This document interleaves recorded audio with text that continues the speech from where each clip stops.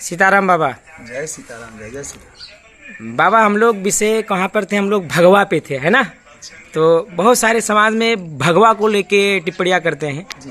तो भगवा पे हम लोग कुछ विषय पे थे, तो उस पे आप कुछ कह रहे थे आप। अच्छा, हाँ। क्या है कि आजकल हर व्यक्ति को भगवा पहनने का शौक लग गया है, क्योंकि वो सोचता है कि भगवा पहनकर कुछ भी किया जाए बच जाएगा। तो इसी पर बहुत सारे लोग अपने स्वार्थ को सिद्ध करने के लिए भगवा पहन लेते हैं। जबकि भगवा क्या है? ये उगते हुए सूरज का प्रतिबिंब है। उगते हुए सूरज को देखेंगे तो उसका कलर भगवा होता है, यानी कि त्याग, तपस्या, क्षमा, उदारता, दया, नम्रता, विनम्रता, इस सब का ये त्याग और बलिदान का प्रतीक भगवा है। और इसे संतों ने धारण किया था, किसके लिए? परमार्थ के लिए।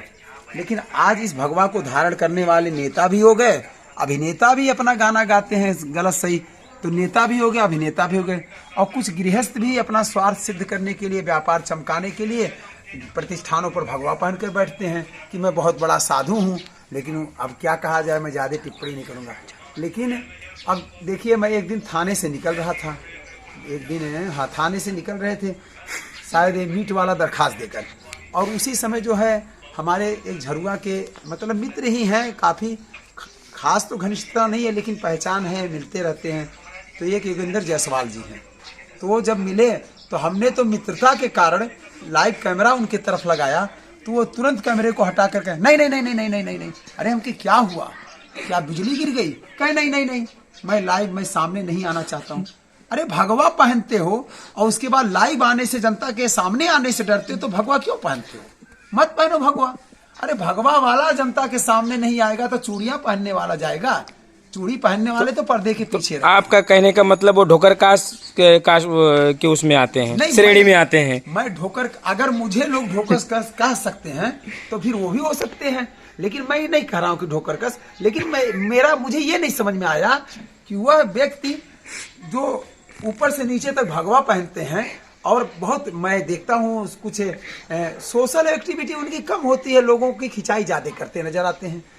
तो अगर वो ऐसा है तो कम से कम भगवे से डर नहीं लगना चाहिए। मैं अपने साथ उनको दिखा रहा था, मैं तो खुशी के मारे कि चलो हमारे बड़े भाई मिल गए हैं। हाँ, जो है जायसवाल जी बड़े भाई हमारे। अच्छा, काफी उनका थाने पे आना जाना काफी रहता है, ये मामला नहीं ये चीज हमने देखा। मैं अक्सर देखा कि थाने पर उनका दौड़ा बहुत होता है। अब पता नहीं थाने पर दौड़ा था कि मेरा तो आपको बता दें, मुझे लगभग 15 साल हो गया इस लाइन में।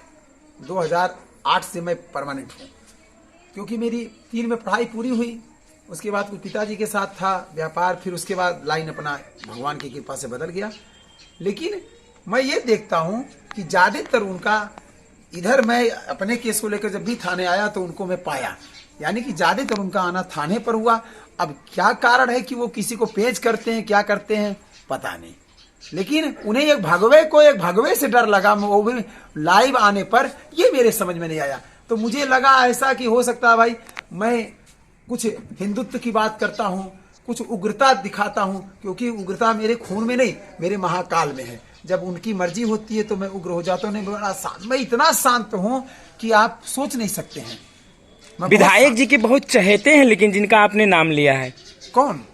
अरे जायसवाल जी, योगेंद्र जायसवाल जी विधायक जी के चहेते हैं।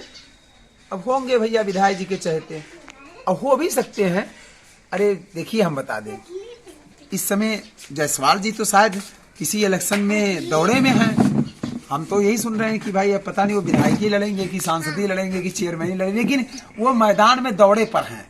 अब ज्यादा तो मेरा उनका, कभी उन्होंने ना मुझे अपने घर बुलाया पानी चाय पर, और ना कभी किसी दुकान पर बुलाया। बस रास्ते में मुलाकात हुई, तो ऐसी मुलाकात को कोई खास मुलाकात नहीं कहा जाता है। जैसे कहने का मतलब हमारा आपका घनिष्ठता, कभी आप घर पर बुलाए चाय पानी तो इसको कहते हैं मुलाकात।